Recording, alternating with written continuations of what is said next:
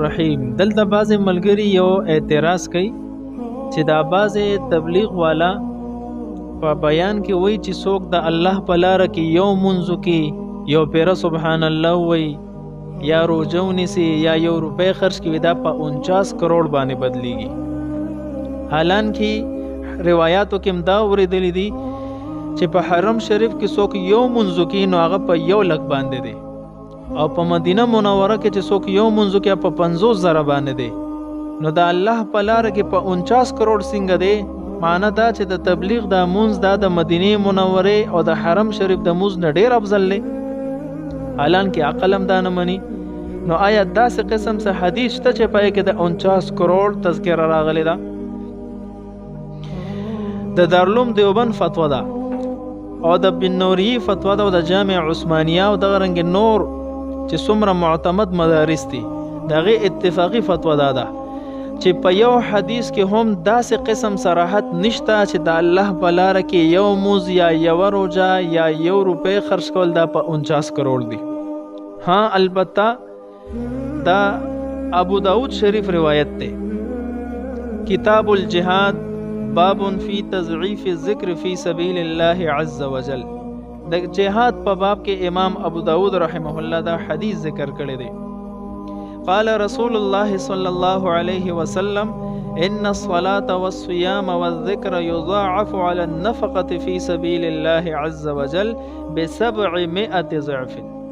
نبی کریم صلی الله علیه وسلم او فرمایل څوک چې مونځ وکړي یا روژه ونیسي یا ذکر وکړي د الله په لاره کې نو دته به دغه مونځ به دغه ذکر به دغه روژه باندې څه د پاسه 900 نیکیانې ملاویږي. نو دی یو روایت کې د 900 څه د پاسه د 900 تذکره رااله. خو یاد ساته د دې حدیث چې کوم سند دی هغې کې د محدثینو کلام موجود دی. کلام دا دی چې په دې سند کې 2 قسمه راویان داسې دي چې د هغې متعلق حافظ ابن حجر رحمه الله لیکلی دی چې دا ضعیف دي، ضعیف الحدیث دي. یو بده کې زبان ابن فائد راوی دی او دویم راوی بده کې سهل ابن معاذ. د دې حدیث په سند کې دا 2 راویان ضعیف دي. د دې وجنه محدثین دې حدیث ته ضعیف وایي. دویم حدیث په سنن ابن ماجه کې ذکر دی. کتاب الجهاد باب فی فضل النفقة فی سبیل الله او دا د ګڼ شمیر صحابونه نقل لي. ان علي بن ابي طالب وابي الدرداء وابي هريره وابي امامه الباهلي وعبد الله بن عمر وعبد الله بن عمرو وجابر بن عبد الله وعمران بن حسين رضي الله عنهم كلهم يحدث عن رسول الله صلى الله عليه وسلم انه قال. دا ټول صحابه کرام فرمایي چې نبی کریم صلی الله علیه وسلم داسې او فرمایل من ارسل بنفقه فی سبیل الله واقام فی بیته فله بكل درهم 700 درهم. څوک چې د الله په لاره کې په مجاهد باندې خرچو کې یا د مجاهد په اهل او عیال کې دا یو نگران چې دا غي خرچه برداشت کی نو دته په هر یو درهم باندې د 900 درهم اجر ملاویږي. ومن غزا بنفسه فی سبیل الله وانفق فی وجه ذلك. او څوک چې په ځان باندې د الله په لار کې خرچو کی فله بكل درهم 700,000 درهم. نو دته په هر یو درهم باندې د 9 درهم اجر ملاویږي. ثم تلا هذه الآية. بیا نبی علیہ الصلوۃ والسلام د دې آیت تلاوت کو فرمایلو والله یضاعف لمن یشاء. الله چې چاته وغواړي د دې نه مرله زیات اجر ورکوي. نو د دې حدیث نه معلومه شوه چې د الله په لار کې په ځان باندې یا په بل باندې خرچه کول کو 1 روپۍ د خرچ کړي نو دا په 9 لک باندې ده. خو لیکن د دې حدیث په سند کې هم د محدثینو کلام موجود دی. محدثین فرمایي چې په دې سند کې یو راوی دی خلیل بن عبد الله او د متعلق حافظ ابن حجر رحمه الله فرمایي الخلیل ابن عبد الله مجهول. دا مجهول راوی دی. تقریب التهذیب کې داشتا. امام ذهبی فرمایي لا يعرف. دا معروف نه دی یعنی مجهول دی. دا راوی څوک نه پیژني. نو د دې راوی په وجه باندې دا سند انتهایی ضعیف.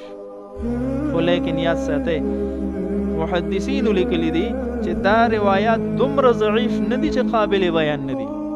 د فضیلت په میدان کې دا قسم روایت بیانولو گنجائش تا، خو لیکن علماء مونږ ته طریقه مخودلې ده چې دا په کم شان باندې امت ته د فضیلت په باب کې پیش کړي.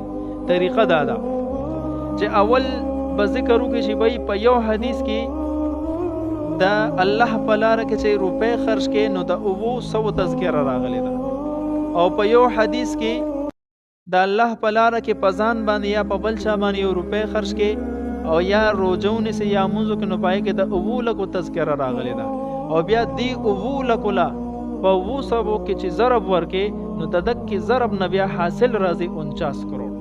په دغه نسبت باندې تبلیغي حضرات ذکر کوي چې یو عمل په 49 کروڑ باندې دی. نو کو دا ټوله قصه ذکر کړي شي او بیا د 49 کروڑ تذکره ضرب نه پس بیان کی نو د دې گنجائش ده. د دې نه به بالکل ځان ساتي چې بھئی په حدیث کې 49 کروڑ تذکره راغلی ده نو دا بیا ګناه ده. په نبی علیہ الصلوۃ والسلام باندې یو قسم دروغ تړل دي. روایاتو کې راځي، بخاری شریف حدیث مبارک دی، من کذب علی متعمدا فلیتبوأ مقعده من النار. څوک چې نبی علیہ السلام فرمایي په ما باندې دروغ وایي قصدن عمدن نو ځان له دې جهنم کې ټکانه تیار کړي. نو د دې وجې نه د حدیثو په باب کې چې 100% تا حدیث ازدنی او د صحت معلومات نه بالکل بنه بیانې ورنه د دې حدیث د دغه وعید لاندې بیا راتلی شي. پاتې شو دا کم ضرب چې ما بیان کو، دا ضرب دا د تبلیغیانو د خپل طرف نه ضرب نه دی. د دې حواله د در کوم بذل المجهود فی حل ابي داود، دا معتبر کتاب دی د اکابر علماء دیوبند. په دغه کې دا قسم تفصیل موجود دی کم چې ما تاسو ته بیان. د دې وجه نه د فضیلت په میدان کې په دغه انداز باندې کم چې ذکر شو دا بیانولو گنجائش ده. دویمه اهمه خبره ده چې په حدیث کې جی فی سبیل الله ټکی ذکر شو نو بدای او صنایع کې علامه کاسانی فرمایي چې چرته هم په قرآن کې یا په احادیث مبارکو کې فی سبیل الله ټکی ذکر شي نو عبارت عن جميع القرب فيدخل فيه كل من سعى في طاعة الله تعالى وسبيل الخيرات. د فی سبیل الله نه اولنې مراد په جهاد فی سبیل الله اخلي چې په جهاد کې د کفارو سره جنگيږي نو د فی سبیل الله اولنې مصداق جهاد فی سبیل الله دی.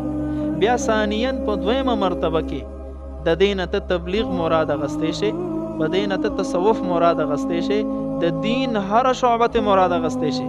کو یو انسان تلاوت کوي اومم بګه شامل لې، کو یو انسان په هر ځای کې د ذکر اذکار کوي اومم بګه شامل لې، کو انسان طالب العلم دی تلاوت ازده کړه کوي د قاری صاحب نه یا علم ازده کوي یا نور د دینی شعبجاتو کې مصروف دی، دا ټول د فی سبیل الله د مصداق لاندې داخل دي. نو د دې وجه نه علما فرمایي چې فی سبیل الله دا قسم روایات چې کم ذکر شو د تبلیغ په میدان کې نو دا یو جماعت سره خاص کول دا بالکل درست نه دي. دی کې جی جهاد فی سبیل الله داخل دی، دی کې تبلیغ هم داخل دی، دی کې تلاوت ذکر اذکار دعا هر د دین شعبه بده فی سبیل الله کې داخل ده. نو د دې وجه نه دا قسم روایت صرف د یو جماعت سره خاص کول دا درست نه دي.